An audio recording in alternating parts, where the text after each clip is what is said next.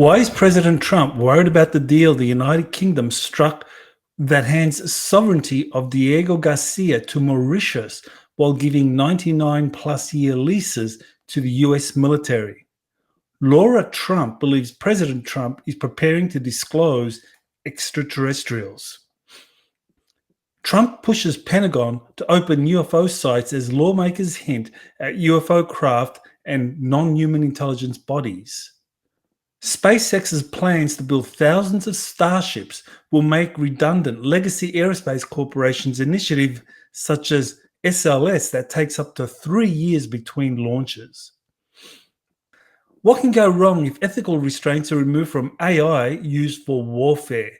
These stories and more on ExoPolitics Today, the week in review.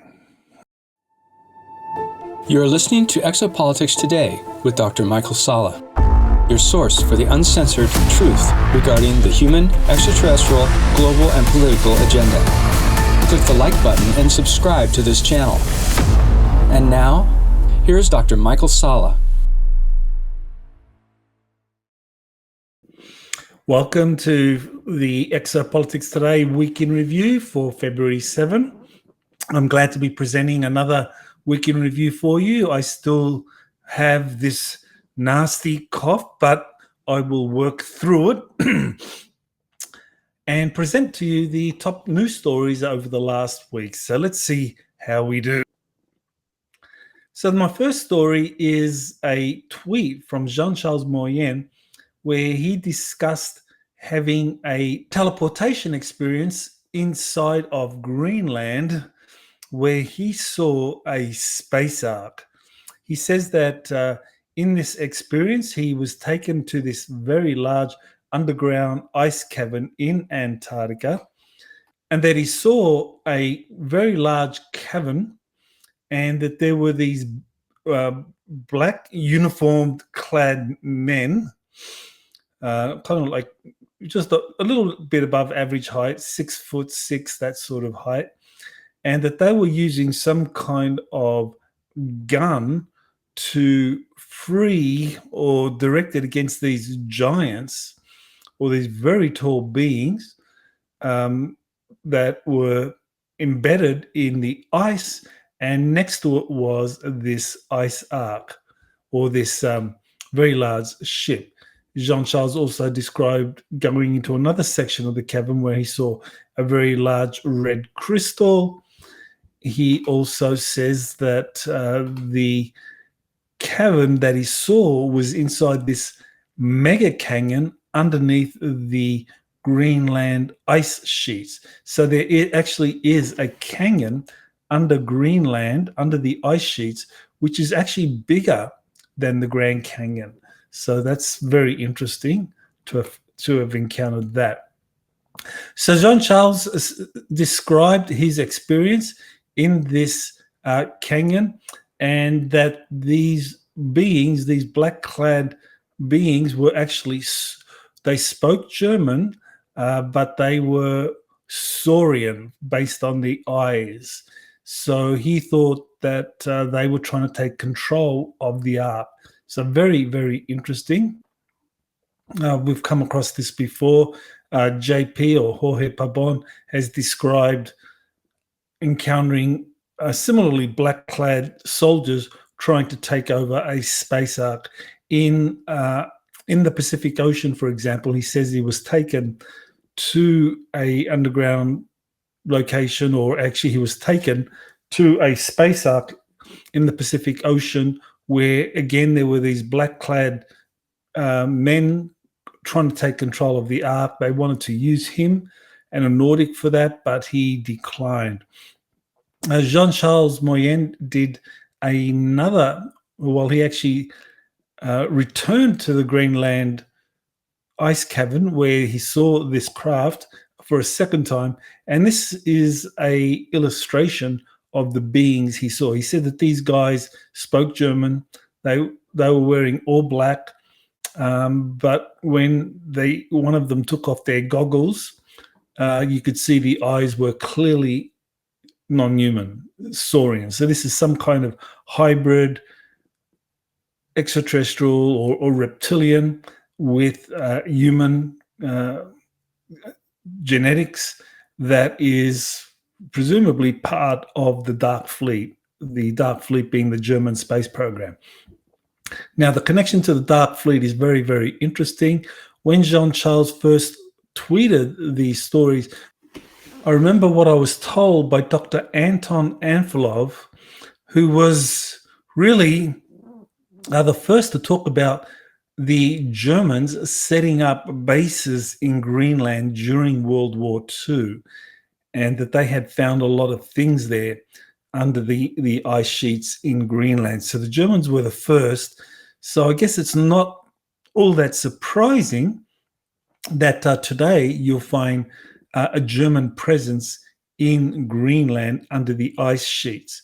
Does this explain why President Donald Trump is so eager for the US to gain greater control over Greenland? I think possibly it does. I think it does give us an idea of what it is that's really happening at the exopolitical realm, that you have it's not just conventional politicking in terms of like the Russians or the Chinese competing for access to Greenland. We also have a German Dark Fleet presence there that is very historic. And so that's another factor. So here's a story on RT.com where the Pentagon wants killer AI without safeguards. So the Department of War has clashed with one of its contractors, Anthropic, over the ethical limitations built into its technology. So the Pentagon apparently is wanting companies to develop AI without any kind of ethical restraints. And I presume that that would be up to the Pentagon to determine whether or not there would be ethical constraints. But, I mean, that really does lead to a kind of like a Terminator-like scenario in the future where AI gets out of control. AI has been trained to kill humans, to operate without any kind of ethical limitations, and that can't be a good thing. So I'm certainly thinking that this is something that someone has to step in and really kind of like make it clear that if you want to develop AI or use it in modern warfare, that there needs to be some kind of ethical constraint on the way it operates. Otherwise, you're just going to train the AI to be a killer, to kill humans, and that's going to have a very bad consequences for humanity. And David Adair was one of the people that brought this to my attention. Here is a actual presentation that Stuart Swerdlow did in a webinar I organized for December 13 of 2025. And we thought we'd release it to the general public just because it really does have some very important predictions in there about what's coming in 2026. Global disclosure, secret space programs, and the end of the old world order. And Stuart, he's a Montauk survivor. He has a lot of inside contacts, and he does really share some very important information from his sources. So that was released. Okay, so here's a notice from the NASA administrator, Jared Isaacman, who says that the wet dress rehearsal for the launch of Artemis 2, which uses the SLS rocket system, that's been delayed now to March. So that means that there has been more than 3 years between these SLS launches. And these SLS launches, I mean, this is a rocket produced by legacy corporations. And we're talking, I think it's Boeing and Lockheed are behind the SLS participation in the Artemis program. And the Artemis program has the goal of returning humans to the moon and then and then actually going to Mars. Now, the problem here is that this legacy aerospace project, the SLS rocket, takes years to develop and to test. And that does actually raise a very important question. Well, is this all designed to really just delay the advent of an interplanetary civilization on Earth, that even using conventional rockets, that you have those groups, those legacy corporations that don't want humanity to become an interplanetary civilization anytime soon? So if that's the case, then we can be thankful that SpaceX and Elon Musk have been able to perfect the reusable rocket, and they are planning to build thousands of starships in the future. And the ultimate result is going to be that Earth becomes an interplanetary civilization. Meanwhile, Lockheed, Boeing, and other legacy aerospace companies, they continue to build fleets of anti-gravity craft for classified space programs that are capable of interplanetary travel, while pretending they don't know what's behind UAPs that have been successfully reverse engineered for decades. Okay, so here is something that as a notice from Jean-Charles Moyen, and he talked about a interview featuring Dan Winter, who was discussing Jean-Charles Moyen's test, where Jean-Charles was subjected to a device designed to study gamma brainwave activities. And those gamma brainwave activities are very rare, and they're associated with very high states of consciousness. And in this video featuring Dan Winter, he publicly presented the results of his test of Jean-Charles Moyen, showing that the testing really did validate what Jean-Charles was claiming, that he is able to teleport to different locations, and that the teleportation actually involves a high concentration of gamma brainwave activity.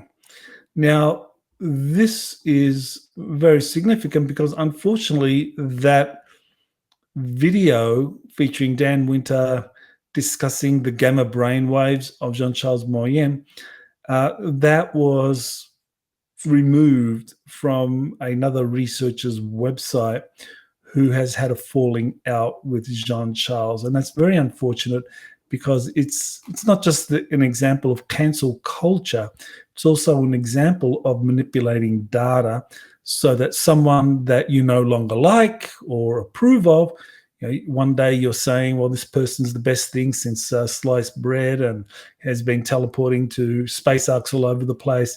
And now you change your story and say, well, this person is making that all up. That's very, I think, immature to be doing something like that. But that is what's happening. And I just wanted to call the public's attention to the fact that, regardless of your relationship with other UFO researchers, and I mean, it's a normal part of life. We have falling outs with people that we research, and one day we have a tense relationship, and so it's broken.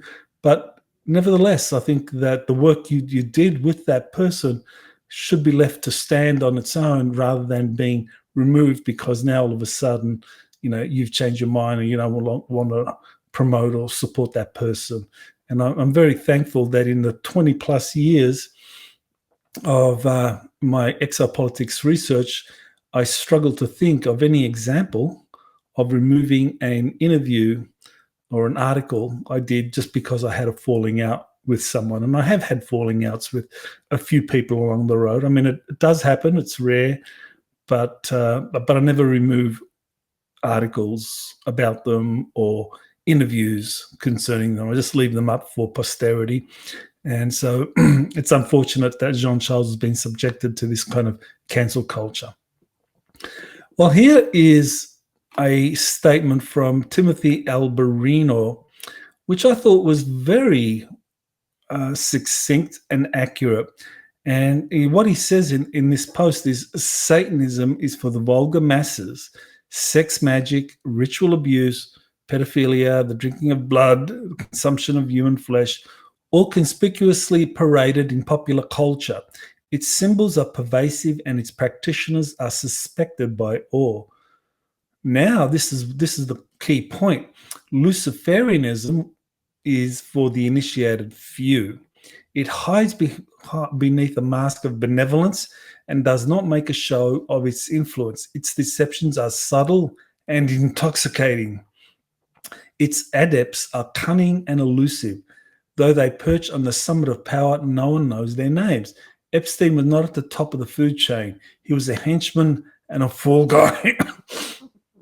Okay, so what Timothy is saying here is that, when we look at these dark organizations out there, especially when we're looking at the Epstein files and the activities that were occurring, a lot of that involves Satanism, and that's where you have the SRA and sacrifice of people, consumption of flesh, all those very dark things. But that Luciferianism is much more subtle and restricted to a much smaller circle, but nevertheless, it is also very deceptive and subtle and very cunning. So I thought this was a very important observation by Timothy as we seek to understand what's really happening with all these Epstein file releases and the realization that these files really does support these conspiracy theories about Satanism operating from behind the scenes. But there's also Luciferianism, which is even more subtle and also operates behind the scenes. So this led to me asking the question, who in the Anunnaki hierarchy played the roles of Satan, Lucifer, and Yahweh? I think we have the same characters, the same Anunnaki lords playing those roles. And personally, I think Yahweh was Enlil, Satan was Marduk, and I think Lucifer was Ea or Enki. And I think that's a very important thing to keep in mind. All right, so let's move on here. Okay, so here is another video presentation from a December 13 webinar I did, where I had Stuart Swerdlow and also Lily Nova presenting what they have been told about 2026. So Lily has been really hitting the ball out of the ballpark recently with some of her predictions. She's doing a lot of great work. And so now her video or her presentation from this webinar presentation is now available online. So you can watch it on YouTube, Rumble, and so forth. So here's a story where you have Donald Trump pushing the Pentagon to open UFO sites as lawmakers hint at UFO craft and non-human intelligence bodies. So this is a fairly long tweet. I don't want to go over it all, but it covers how there's a group of lawmakers, and Timothy Burchett is pointing here, and Anna Paulina Luna, Eric Burleson, and his name kind of slips me at the moment. But there's a group of lawmakers who are really pushing the envelope when it comes to UFO disclosure, having whistleblowers come in and brief members of Congress to hold hearings on UFOs, and that this is unprecedented to have the US Congress being so active in the UFO issue. And apparently, according to this article, Donald Trump is quietly behind this, that he hasn't yet really kind of stepped into the fray to throw his full force behind it, but he is supporting it. So that would actually explain a lot why these members of Congress seem to be able to operate, how they're able to get a lot of whistleblowers to come forward and talk to them and share their information. So certainly Donald Trump looks as though he is from behind the scenes pushing the Pentagon to open these UFO sites wherever they are in the US so that the lawmakers can have greater access. So there's a transformation happening in the United States. There's a struggle for disclosure, and we are watching it play out in front of our eyes as these kind of like legacy UFO programs are fighting to keep everything secret, but you've got members of Congress backed by Donald Trump who are really pushing for the truth to come out. All right, so here is a statement from Laura Trump, who's married to Donald Trump's son, Eric, and she believes that President Trump is ready or is preparing to disclose the truth about extraterrestrials. So let's listen to what Laura Trump has to say about her father-in-law and disclosure. What do you or the president know about UFOs? Can you share?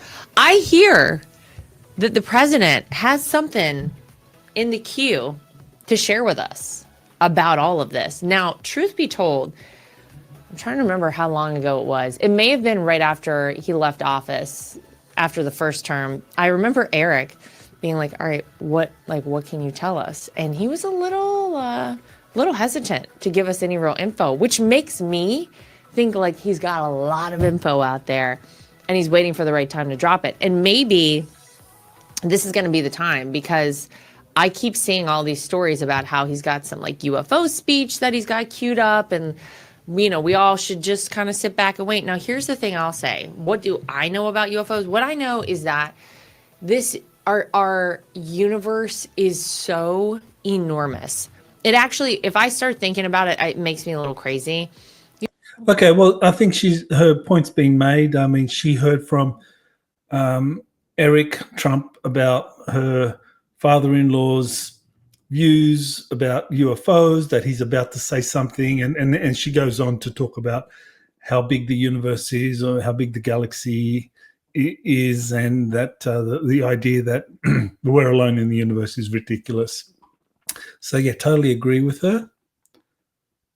Now, here we have my final story, which is that President Trump put out a truth post where he said that he retains the right to militarily secure and reinforce the American presence in Diego Garcia, and that he spoke out after a phone call with British Prime Minister Keir Starmer.